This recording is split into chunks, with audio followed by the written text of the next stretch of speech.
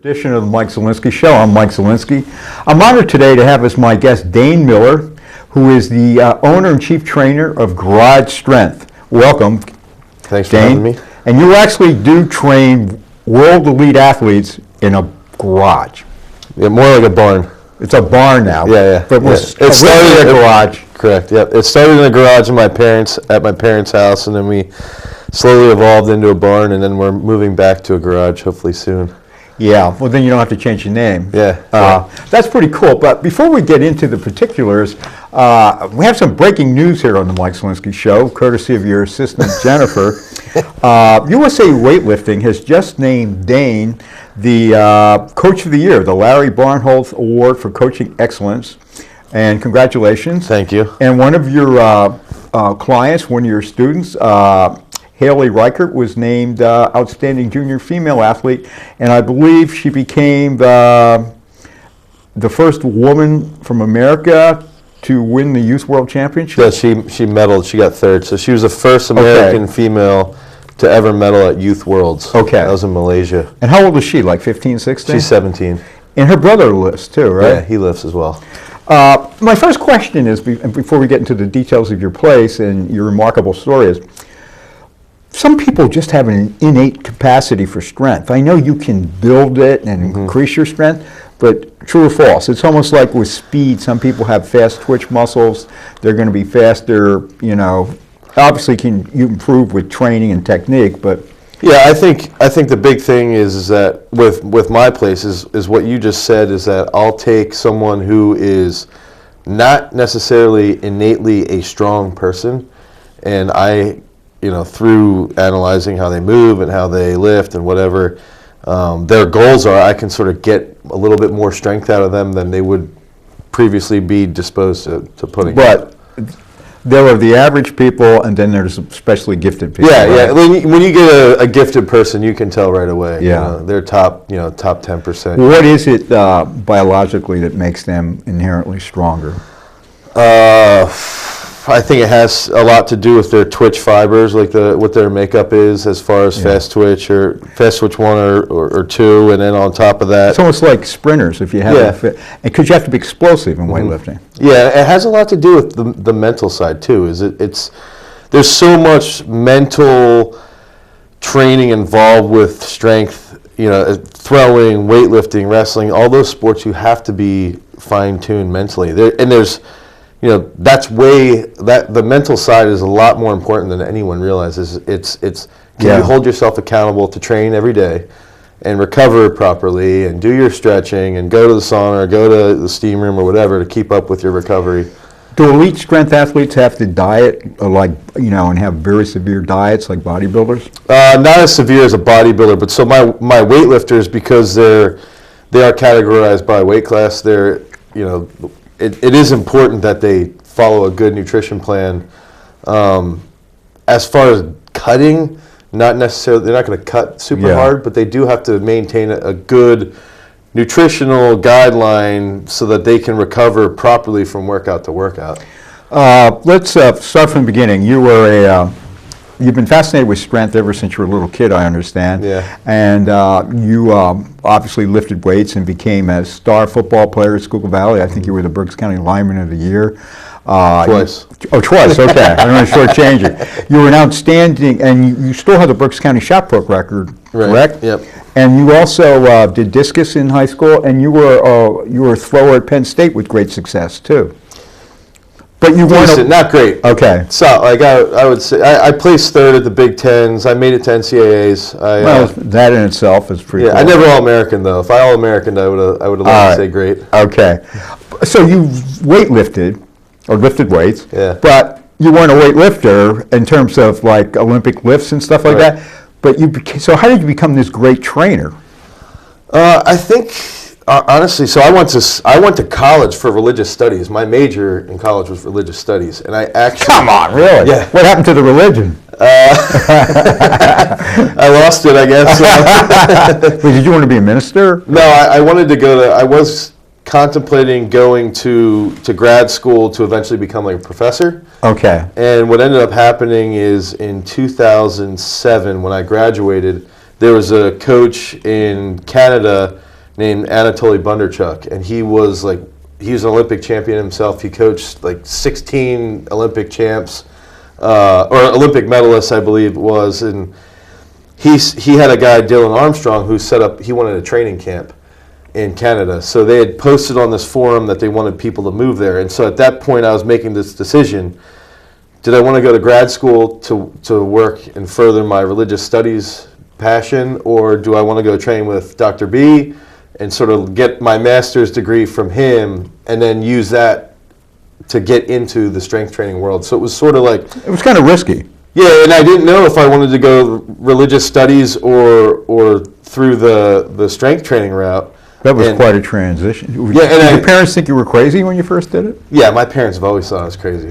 So my parents were fully supportive of whatever I wanted to do. I was either going to go to Temple or I was going to go live in British Columbia. So I went and I trained with him for about a year, and I trained with So Dylan actually got third at the 2008 Olympics that year. So that was a really good experience for me, and that's sort of where I really started to dive into the strength training world. Was I had this background from religious studies, where everything that you're taught in religious studies is about thinking critically and learning how to analyze texts and stuff like that. And I think that has a huge thing. Really? Yeah. I'm amazed by that. So a lot of what I learned in religious studies, everything is critically reading. And I remember my sophomore year at college, I had a professor in a New Testament course. His name was Bill Peterson. He passed away. And I remember sitting there learning, like, wow, I actually can read these documents critically and like question everything. And I think that skill that I acquired from religious studies has helped me a lot as far as reading documents for related to training, but also reading athletes and getting a feel for who they are and what they need and pushing them as far as I can without really pushing them over the edge. That is remarkable. I never would have thought something like that. And speaking of athletes, I mean, Garage Strength is a place in Leesport, Pennsylvania, and you have a world elite athletes coming to train with you. I mean, you have produced all kinds of champions, international team members, record breakers. I mean, it goes on and on and on. I had an Olympian last year. Who was that? Alex Rose. He throws for Samoa. He's American, but he throws for Samoa. Okay. So I added 6 meters to his PR in a year. Wow. Yeah. And I mean, there's a whole bunch of names here. I'm not going to read them, but apparently, I mean, you've trained like 139 state and national qualifiers in 7 sports, 73 state and national medalists. You do high school athletes, professional athletes, 6 NCAA All-Americans, 4 American record holders, and you just mentioned the Olympian. That's amazing. I mean, there are a lot of fitness, there's a lot of weightlifting coaches, there are a lot of gyms. What, besides your critical reading aspects that you learned in reading people, what separates you from others that you become so accomplished at this? I think it's the environment. Like, I think the environment at the barn is like no other. So it's very, very intense. Like, if you'd come in there, you would hear me speaking to a 10-year-old kid the way I would talk to a 20-year-old. Like, everybody knows that I'm going to put in... It's intense. And the effort that I put into training and learning about the sports and learning about sports performance, that effort I put in is the exact same effort that I expect back from my clients. So I think a lot of people understand that I'm constantly working. And that's the other thing, is that nobody will work. People struggle to work all the time, constantly, analyzing results from training and videos and stuff like that.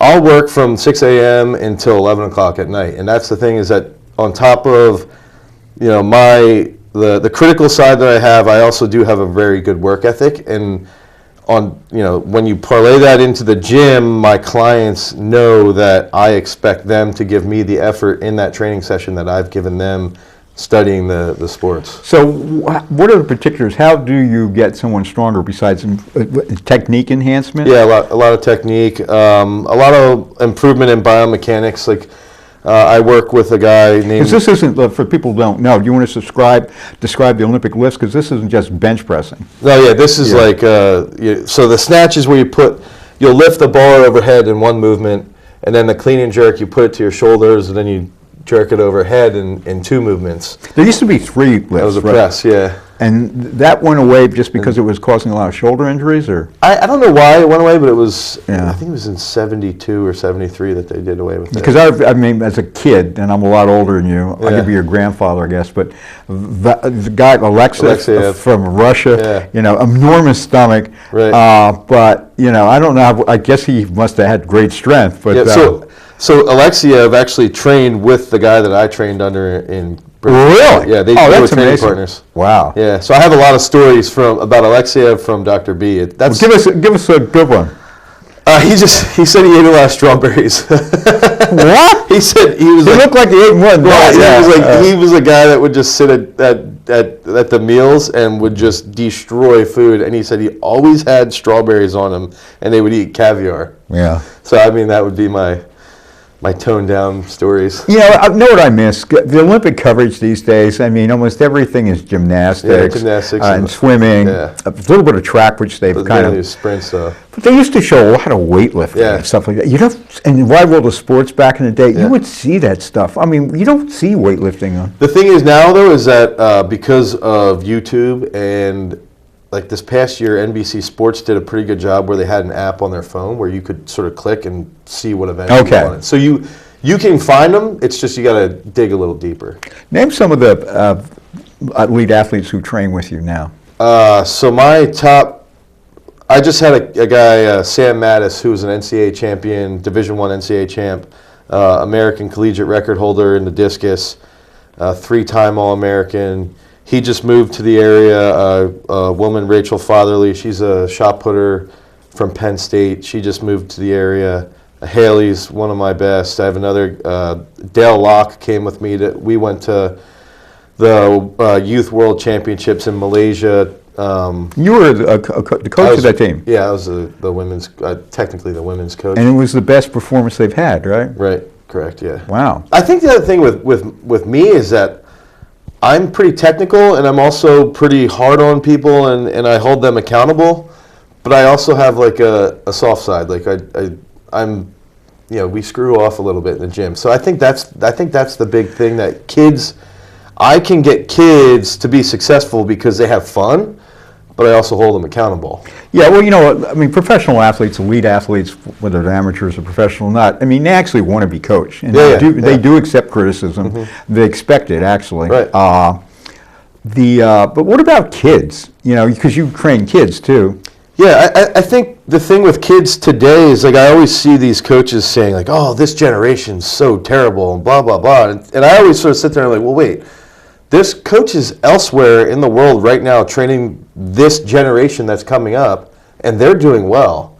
So why are you saying that? So that's the thing, is that I feel like Americans are soft, or well, yeah, they'll say that, but I think from my perspective is that the kids in this generation is you need to relate to them. Like you have to have a way to relate to them, and I didn't grow up with a cell phone, but these kids are. So I have to come up with different ways to relate to them, and once you relate to the kid, then the kid will buy into you a little more because they see you more as their peer, and they're willing to listen to you because they're not as intimidated by you. I think with kids, that's the big thing, is just finding this way to get into them and to learn about who they are, and then use that to get them to be better. Most of the kids who train with you, and what's the age groups? I mean, I guess you can't start too young as a weightlifter, right? As long as they have good flexibility and good mobility, and they can handle coaching cues pretty well, it's similar to gymnastics, where it's like I have kids that are 7 years old, but again, it's one of because it used to be, I guess, everything gets outdated. Like weights would make you muscle bound back in the day. It